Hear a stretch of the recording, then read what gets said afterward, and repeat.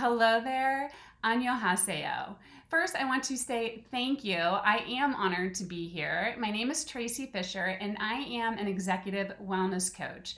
Steve reached out to me just a few months ago, and he and his team have worked diligently behind the scenes to make this happen. He and the KDVA team clearly care about you, and I am honored to be here. Thank you, Steve, for having me, and also Erlene for your support and your kindness. And thank you all for being here as well. This is a very special month for KDVA as it was founded in May of 2017 as a nonprofit organization dedicated to supporting the U.S. and the South Korean Alliance and our veterans. So during KDVA's anniversary month, it is wonderful to see how they have grown as a connector in both South Korea and the United States to bring the alliance together. And obviously, they care deeply about their people. So I thank them for the opportunity to share my thoughts about professional and personal well-being. So I know that your time is valuable, and my goal is to make sure that this time together is extremely valuable for you. So the title to this talk is, let me share my screen.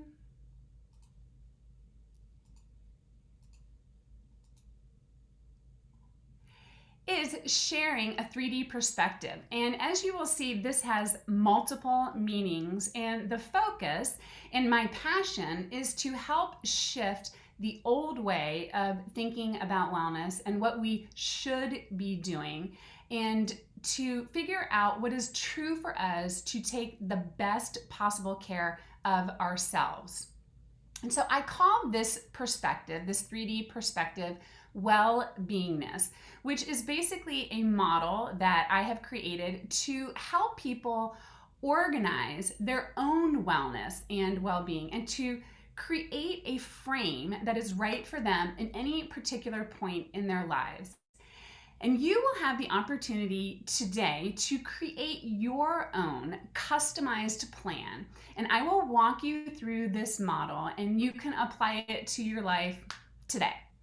So I call it the X-tier model, and it is the main tool that I use while I am coaching clients. And it is the tool that I ask clients to use in order to coach themselves. And by the way, it is the same tool that I use in my own life to coach myself.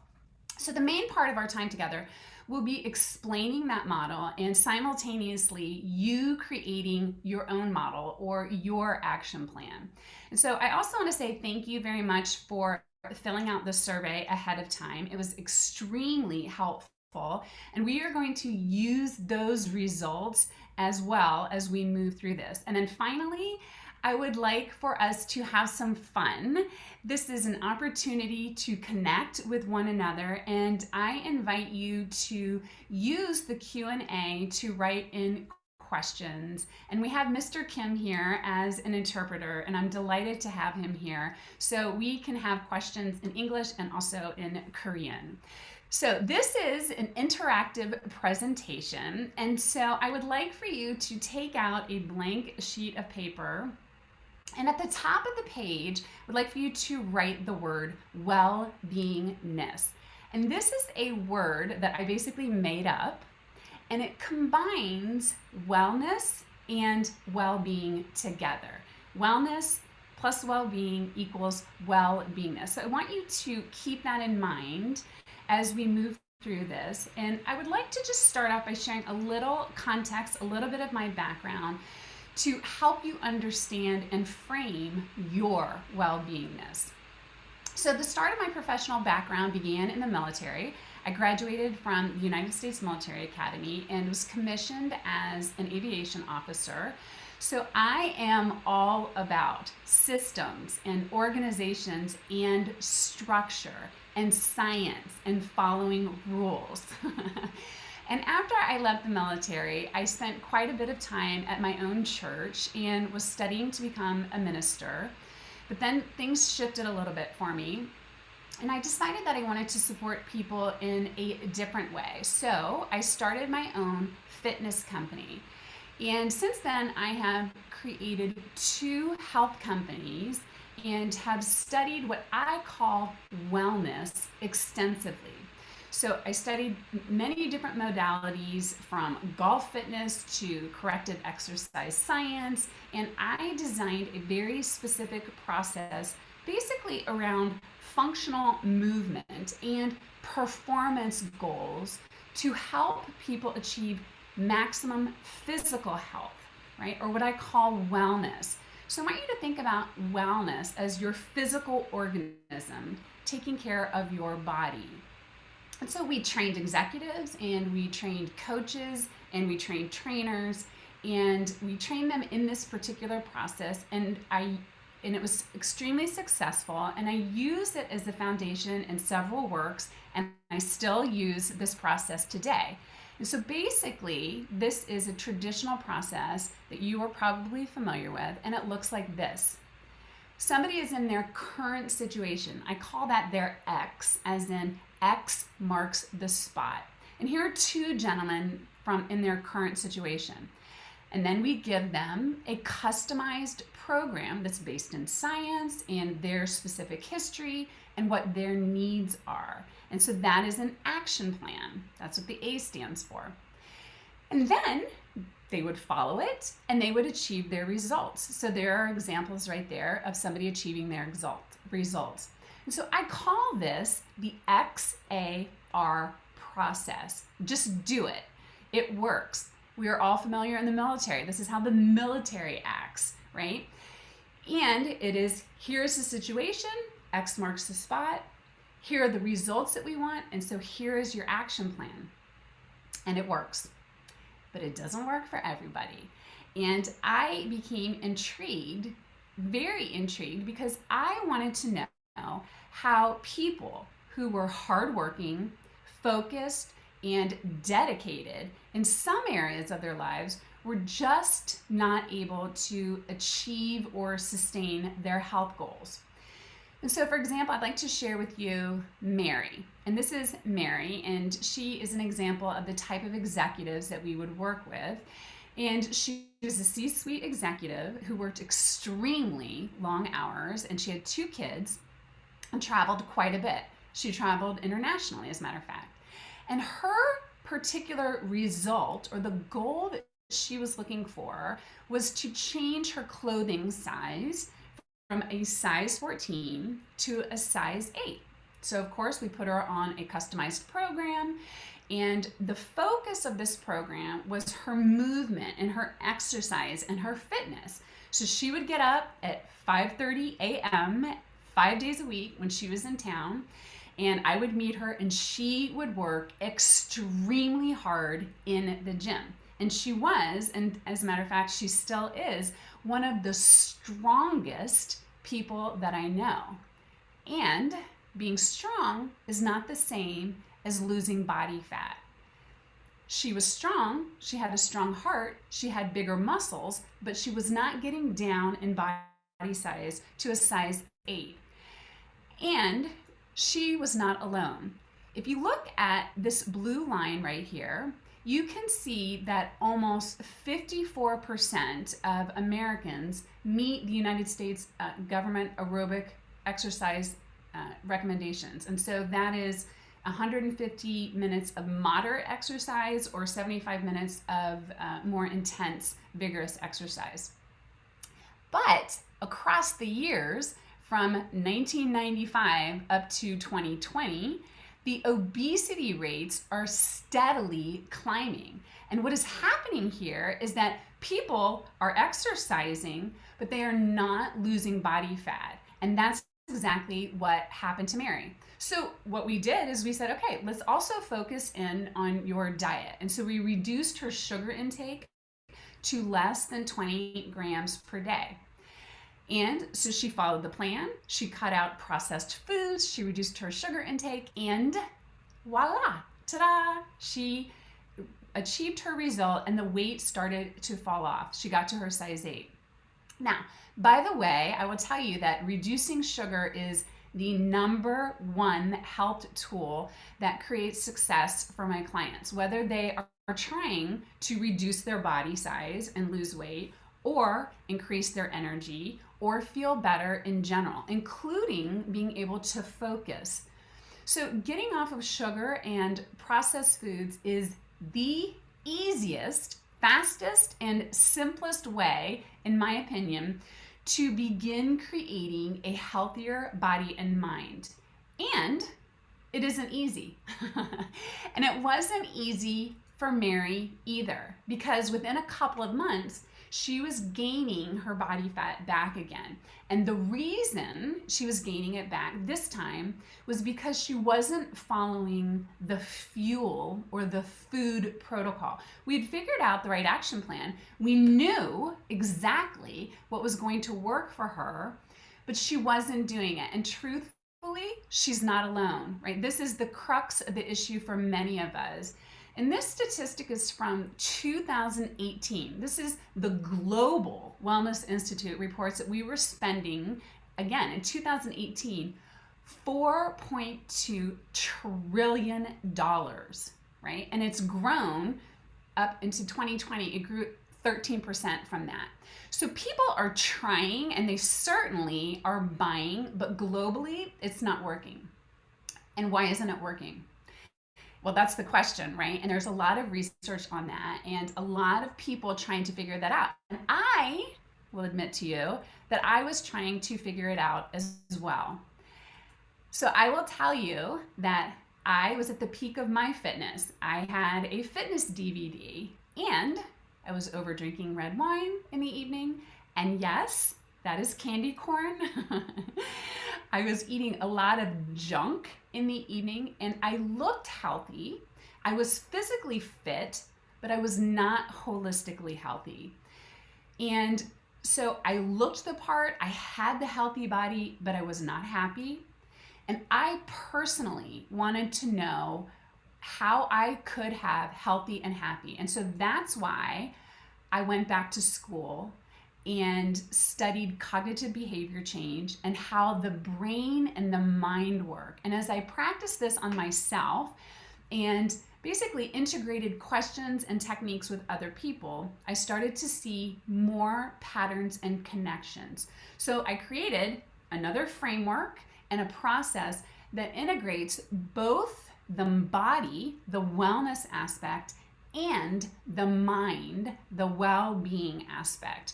And so I want to share that with you and practice using it. So I am an executive wellness coach and I help people achieve optimal mental and emotional and physical health, energy, and performance. So this word, well-beingness, as I said earlier, is wellness and well-being. So for some leaders, the results that they are looking for is health, right? To get off blood pressure medication, to manage their weight, to reverse diabetes, which we can do, to manage pain, or to just have more physical energy at the end of the day, right? So again, this wellness piece is about our physical organisms.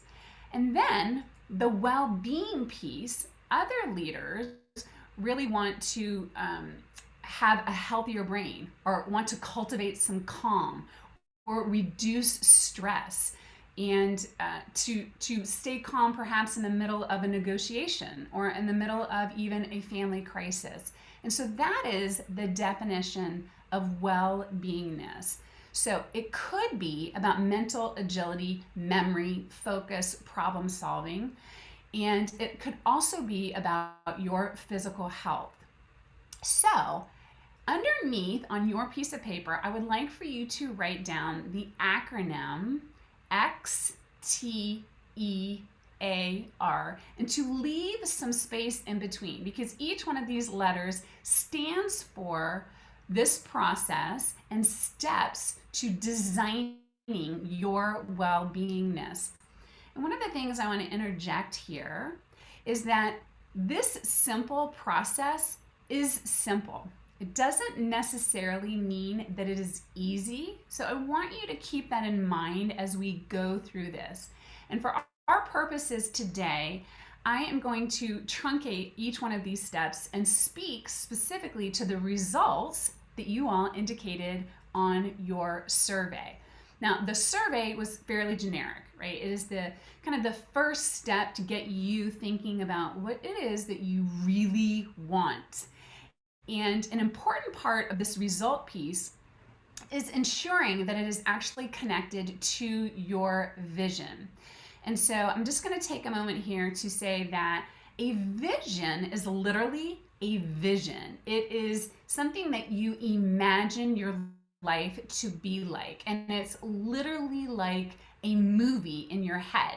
So it could be walking on the beach or playing with your grandchildren, speaking in front of a crowd and feeling confident, buying a new car or a new home for yourself. So your vision is linked to how you want to live your life and who you want to be.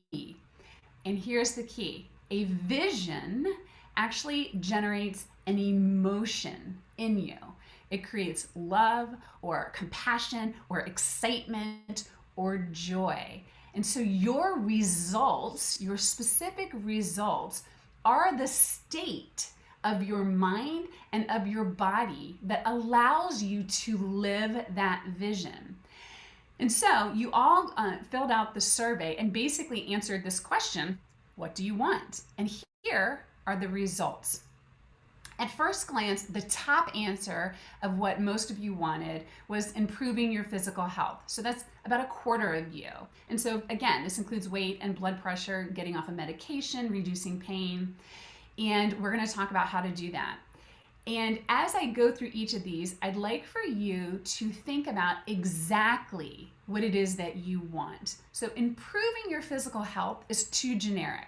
I have people say to me, I would like to just be more fit or more healthy. That's too generic. A result that I'm going to ask you to write on your piece of paper is specific. I want to weigh 180 pounds. I want to get off of blood pressure medication by the end of the year.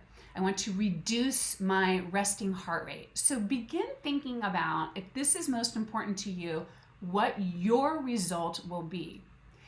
And then there was a tie right there between energy levels and other entries. And so energy levels could be physical energy, could also be mental or emotional. So some of you mentioned in those other entries, not having energy left at the end of the day. I saw that several times. To make your smart choices, that you felt like you didn't have any fuel left at the end of the day. And in the other category, that 17% right there, almost all of your comments had to do with staying on task, the ability to stay focused when emails or when other tasks pop up. So I added those together, the focus and then the mental focus right there. And when you look at that, that's 34%. A third of you are interested in the ability to focus and concentrate and stay on task. And that is what I call mind management. So if that is you, if you answered one of those, then for your result, you might say something specifically like, I want to get through all of my emails in the morning within 30 minutes. Or I want to follow my to-do list in order 100% of the time. So again, I want you to think about exactly what your result would look like and to decide that now. And then finally, 15% of you said that you wanted more emotional intelligence. So this is the ability to remain calm in the midst of chaos, the ability to generate good emotions, the emotions that you most want to feel. And then right here, 12% of you said that you wanted to focus in on work-life balance. And so generally, when we want work-life balance, it's so that we can feel good emotions, reduce stress, spend more time with our family, experience joy with them. So I grouped those two together. And so there is basically, when you add all of those up, right there, globally, when we look at this, 60% of you are really focused on well-being, that mental and emotional health, energy, and performance. And even, and it's actually even a little more of you because these energy levels right here, some of that is mental and emotional as well. And then a quarter of you wanted to focus on physical health. So the good news is that the approach that we are using, this well-beingness approach, no matter what your specific result is, the wellness and well-being are connected, and we are always using both of them. This 3D perspective is about focusing on physical action and also simultaneously using your brain, your central nervous system, on purpose to sustain your physical change and to also change mentally and to also use your emotions on purpose. And that all in of itself is different than the traditional just focusing in on the action piece. So today we are going to focus on both in a general sense. So what I would like for you to do on your sheet is to write your specific result. And if you would like, you can drop your results in the Q&A. And I would like to point out here that some results are subjective. So on a subjective type of result, I would like for you to use a scale from 1 to 10. So for example, if you have a current stress level that you'll have to guess is at a 10, think about what you would like for your stress level to be. It could just be an 8, or it could be, I'd like to bring it down to a 3. So you are going to write that very specific result right now, make a decision in the R line. And then X marks the spot. That is your current experience. And so in the X line, you're going to write your current stress level. In my example here, I have my current X, my current weight is 230 pounds. The result is to weigh 195 pounds. And so the question becomes, how do you close the gap? And this is what can feel overwhelming because there is a lot of information. There are a lot of techniques out there on how to increase your physical energy, how to lose weight, how to reduce your stress levels, increase your sports performance, right? There's a lot of information. When I Google wellness, there's over 4 billion results. So I don't want you to use that as an excuse to not create an action plan, because choosing the right action is important, and it can be physical, mental, or emotional. And here's the thing. The chances are that you, because you are the expert of your body, that you already know what it is that you should be doing, because you are the expert of you. And many times we use confusion or overwhelm about what we should be doing as a reason to not do anything. So I ask you today to pick, as we go through this wellness organization, to pick one particular action plan. So as we go through this, I want you to think about actions that you can take in terms of how you fuel, rest, or move your body, and also your mind, right? So this is all about an energy exchange. So how we fuel ourselves is basically how we create energy in our bodies and our minds. And then how we rest is, you can think about potential energy. We're creating potential energy. And then movement, of course, is how you expend energy. And so no matter what your particular goal is, I ask you always to come up with a fuel, a rest, and a movement. Every single thing that you can think of is going to fall into one of those categories. And it's extremely important to make sure that you are hitting all of those energy sources. So I'm going to give you my recommendations, some best practices for this time period that we all find ourselves in. And then I'm going to share with you what other people have created on their own to basically bring home the point that you are the expert of you. So for the fuel piece, my best practice is to ask you, as I said with Mary, to just eliminate the junk, right? To cut out processed flours and sugars. And then for the rest piece, during this particular time, I know that 10 hours of sleep is quite a bit. But what I have been hearing from a lot of people is that they are waking up in the middle of the night, either thinking about stressful events or just waking up haphazardly. So my recommendation is that you try to get at a minimum 8 hours of sleep. And I know that that's very generic, but because of the time that we are in right now, sleep is extremely important. It is absolutely an indicator of our hormones, our ability to fight off disease, to feel good physically, mentally, and emotionally. And so definitely focus in on sleep. The other point I wanted to make for the sleeping piece is that many people are sleeping a lot. And they're like, is that okay? Absolutely, it is okay, especially if we are feeling stressed during the day. And then finally, this movement piece is I've asked people to move the backside of their body day. And this is why. Because all of us are spending time hunched over on our computers or on our phones.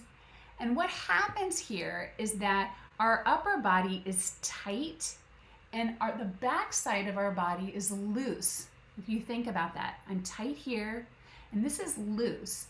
So the way that we counteract the way that we are sitting is to literally contract our back. To literally, you can do it now if you want, to contract your back muscles.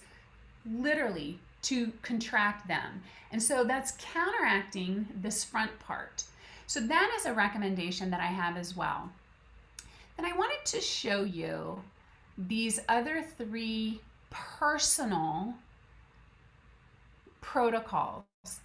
This person right here, they were over drinking in the evening. And so for their protocol, for their fuel protocol to start off with, they just wanted to reduce their alcohol from a full bottle of wine to just 2 drinks per night. And I share that with you because you will not find that written out somewhere in terms of this is what you should be doing. But this person knew that that was their right next action.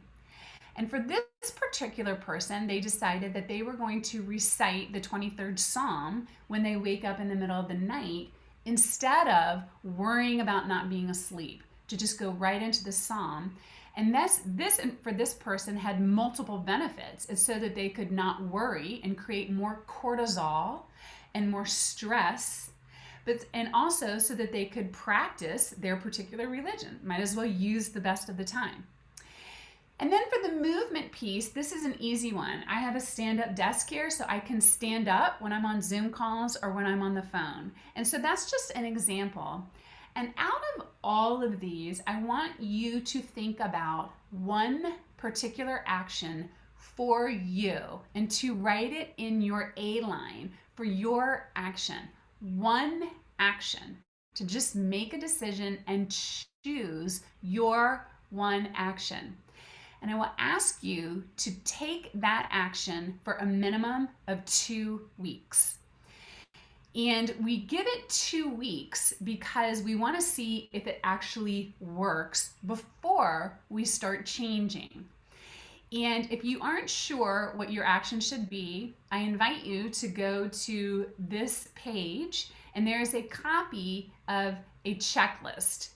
Now, I called it a checklist, but it's really 32 pages, right? And it goes into a little bit more detail, but at the very back of the page, there are simple protocols that you can follow. I ask you to choose one. So you can download this checklist, and it will be at thewellness.coach/KDVA. So what we have just gone through is fairly basic. This is the XAR cycle that I told you about with Mary.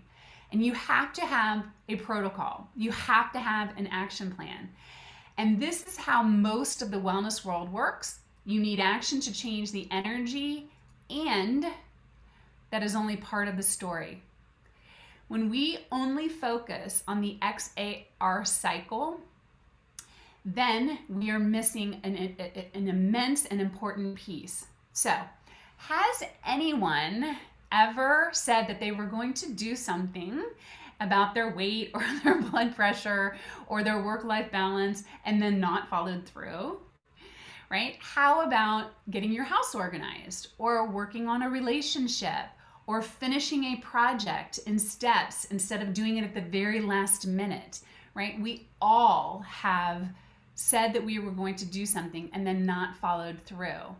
And you all self-reported that your average follow through on a scale of 1 to 10 was a 3. You said that way less than a third of the time that you followed through on what you're going to do. So that is no surprise, because most of us say that we are going to do something and then don't follow through. And interestingly, 8% of the population actually follow through on, at least in the United States, on their New Year's resolutions. And the question is, why is that, right? What happens in that moment when it is time to follow through? What happens is that we have thoughts and we have emotions. And that's what that T and the E stand for. And this X-tier model shows us exactly how our brains work when it comes to following through, right? And most of us were never taught this part of the equation. And this is the part that we have to use to practice in our thoughts and our emotions to make our actions become habits, no matter what those actions are. It could be cleaning out the garage. It could be saying no to a donut. In order to do that consistently, we have to focus in on our thoughts and our emotions. And this model represents the way that we do things. And right before action comes emotion. So we are all familiar with the military saying, emotions, we don't care about your emotions, right? You have a mission to do, you need to get the mission done. We don't care what you feel like or what your emotions are. Just grin and bear it and get it done. Now, sometimes that works, right? Sometimes we grin and bear it and we just do our next right thing.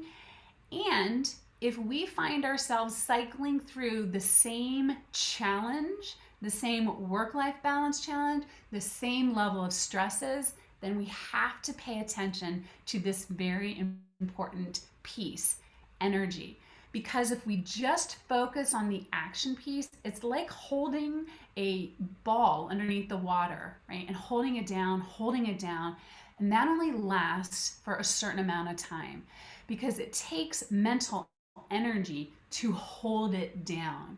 So as you look at your action piece that you have written down, I want you to think about what emotion you would need to continually follow through in the moment when it is time to take your action.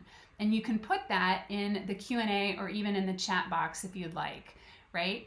So some examples of the emotion that we need to create are determined, are excited, or focused. So think about, for you, what is your emotion that you need to feel in your body in order to take your right action again and again and again? And then I want to ask you, do you know what that emotion actually even feels like in your body?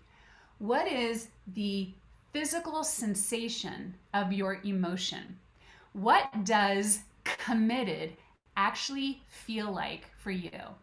So for me, when I feel committed, it feels like solid in my solar plexus, right? It reminds me of when I was younger and I was playing soccer and I would see the ball and my focus was on that ball. I wasn't worried about anyone else getting the ball. It was just I focused in with a strong, committed determination.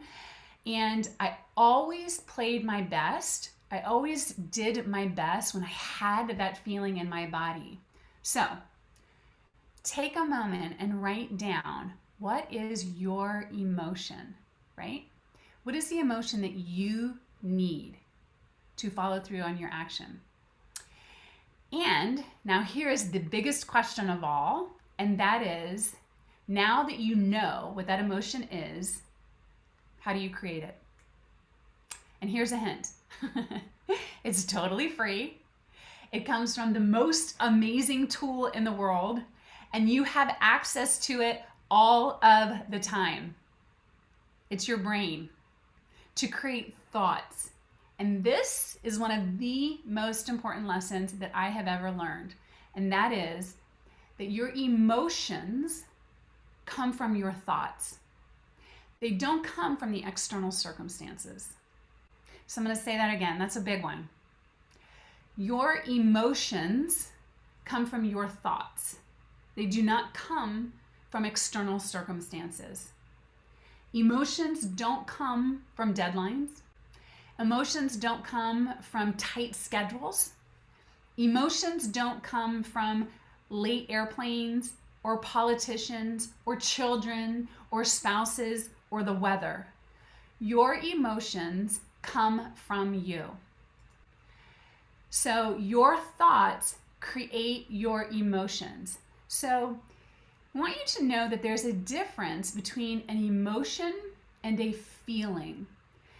So a feeling is a physical sensation that you have in your body. I have an itch on my hand, and so I scratch it. That's a feeling, right? An emotion is also a feeling that I have in my body, but it doesn't just appear. It's not a chemical reaction. It appears from our thoughts. And most of us are not aware of that cycle. We are not aware that when we are trying to create consistent actions, that we have to tell the rest of the story, that we have to manage our thoughts and our emotions and our actions simultaneously. And that is how we close the gap consistently. Your ability to manage your thoughts and your emotions are the key in consistent follow through.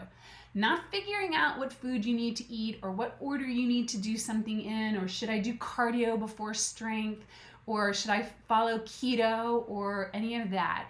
It is your thoughts and your emotions that distinguish your leadership essence and your leadership presence, both personally, as you are leading yourself, as you are designing your wellness and designing your well-being, and also professionally.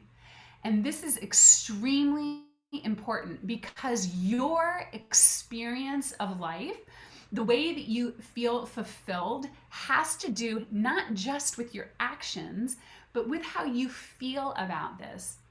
And this is really important for executives and for leaders because so many of us have the XAR part down pat. We know the face to put on, we know the right action to take, but we don't know how to also simultaneously feel calm, reduce our own cortisol levels, and not just pretend like we have it together, but to really have it together. So for you, you should now have your well-beingness protocol. And this is what I call, as you are going through this, personal training for your brain. And there are some nuances to this. And so I want to take you through this one step at a time. If your current X is your situation. In this example, it is that you weigh 230 pounds. That's your current X. Your result is you want to weigh 195 pounds. And so the process that you use is you design your action plan, and then you also design your thoughts and your emotions. You design all of it so that when you come to the moment in time, when it is time for you to cut out your processed sugar, that you know, wait, I'm gonna think I really want this, that you're gonna replace that thought with, I've done much harder things than this. I've done much harder things than this. I've done much harder things than this. And you literally have the ability to use that thought to create commitment to follow through on your action. So, in conclusion here, the wellness piece here is the action. That's you taking your right action.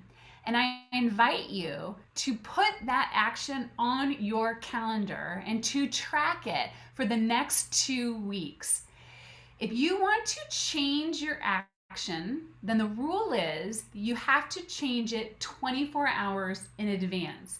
And that way we know that you are changing it because of your prefrontal cortex and your planning, and not changing it because you really want some sugar. And then I want you to track whether or not you are following through on your action plan. And your action can be about cutting out processed sugar.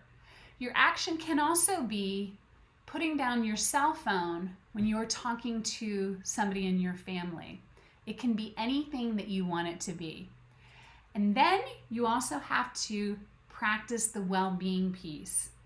Because if you're not following through on your action, you still have to be aware of your thoughts and your emotions. Even if you are following through on your action, I still want you to be aware of your thoughts and your emotions. Because what can end up happening here is that we are doing our right action, but we are doing it from a place to, I have to, or a place that feels really hard, like I'm doing this because I have to do it. And the goal isn't to use force and beat your cravings or go against yourself to hold on tight until you can make it through. The goal is to be the kind of person who doesn't have to fight against themselves, right? That you aren't even tempted by the things that aren't good for you. And that means paying attention to your well-being and to actively designing your thoughts and your emotions with your actions at the same time. And when you do that simultaneously, that is you practicing well-beingness. That is you literally creating your well-beingness. And the really fantastic news is that when you learn how to manage your own body and manage your own mind, when you learn how to design and create your emotions on purpose, and even though we didn't go through it today, when you let emotions run their course, then you are absolutely in that moment living on purpose, and you are thriving instead of surviving, and you are constantly challenging yourself to grow into the next best version of yourself. And even if you don't follow through on your action, when you are paying attention to your thoughts and your emotions, you are in the practice of self-leadership. You are in the practice of praxis, Praxis. That means that you are integrating what is most important to you into your actions. And that, of course, takes practice.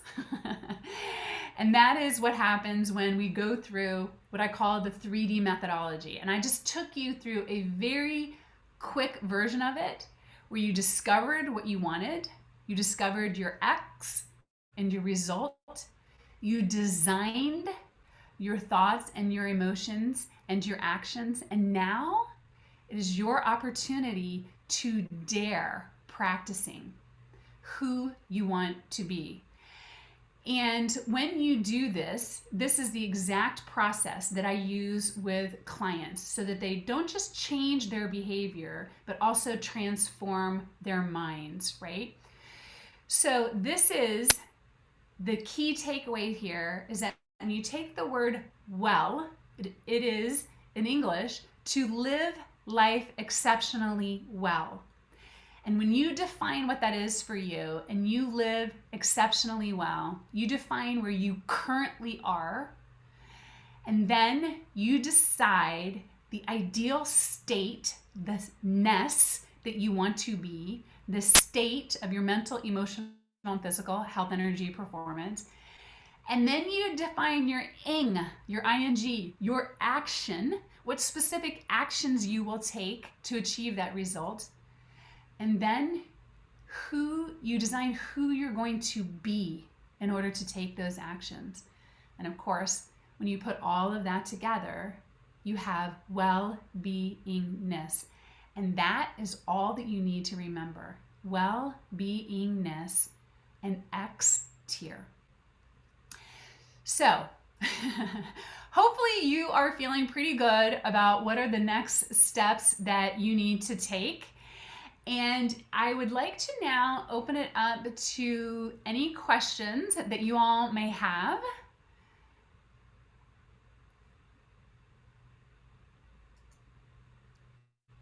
Oh, excuse me, let me move that over.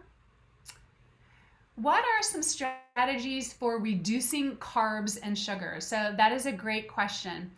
So to reduce carbs and sugars, the best strategy is for you to look at what you are currently eating, to write it all out, and then to look at it and see what stands out.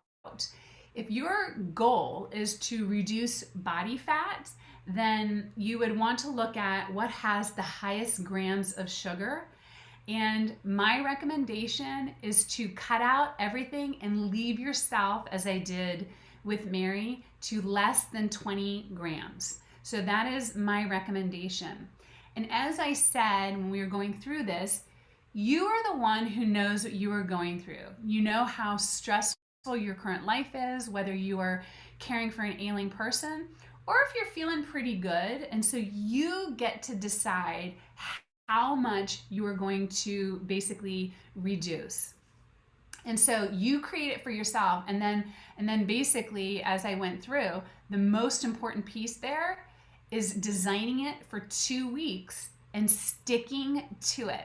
Because what ends up happening most of the time is that people create a plan and then it doesn't feel so good. Their emotions are, this doesn't feel, this is difficult. That is where the practice comes in, and that's where we start feeling our emotions and seeing what is happening. So that's a great question. Any tips for staying focused and looking engaged on long work video calls?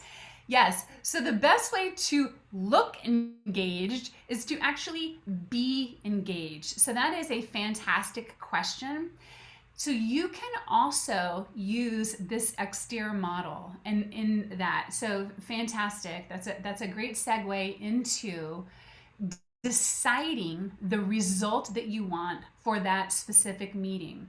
And if the result is that you want to be fully engaged, then you say, all right, what do I need to do to be fully engaged? It might be to close out all the screens, to turn off all notifications, to put my phone away, to take notes on what everyone is saying. And then again, you can say, all right, I know that normally I feel bored when I'm on those calls. So in order for me to be engaged, what would I need to think? So an example, or what emotion would I need to have? And it might be excitement or interest. And what would I need to think in order to be engaged? And so instead of thinking potentially, this is really boring, this is a waste of my time, why am I doing this? It would be, this person and this meeting has a purpose, and our purpose is to serve others. Our purpose is to create something together. Our purpose may be to be present with one another, and to write that out at the top of your paper and to remember that, because literally the practice of being present feels really good versus being bored. So that is a great question as well. Working from home has had its challenges. Any advice on how to mentally separate work from home? Yeah, absolutely. So again, it is our thoughts. So the very first thing, going back to this model, and these are great questions because it shows how this particular model works for any of your goals. So when you say you want to mentally separate work from home, that falls under the category of work-life balance. So a result might be I want to be present with my children, right? So that's connected to your vision of being present with your children. And so the specific result for you would be, I want to be thinking about my children when I am with them. And so how do you do that? You create an emotion and you create a thought. So that is using the exterior model. And of course, that is one way as we manage our emotions and we manage our thoughts. And that takes getting centered and thinking about your loved ones, creating your vision, creating some emotion, and bringing that to your specific model. And in addition to that, sometimes we just have to set up our external environment to support us. And so you create how you might do that. And so it could be, I know that at 6 p.m., I am going to shut down my computer. Or at 5:30 p.m., I am going to start integrating my end-of-day activities. I'm going to turn off my phone. I'm going to let my team know that I'm not answering emails. And so you can generally create quite a bit of activities that are specialized to you in terms of separating them.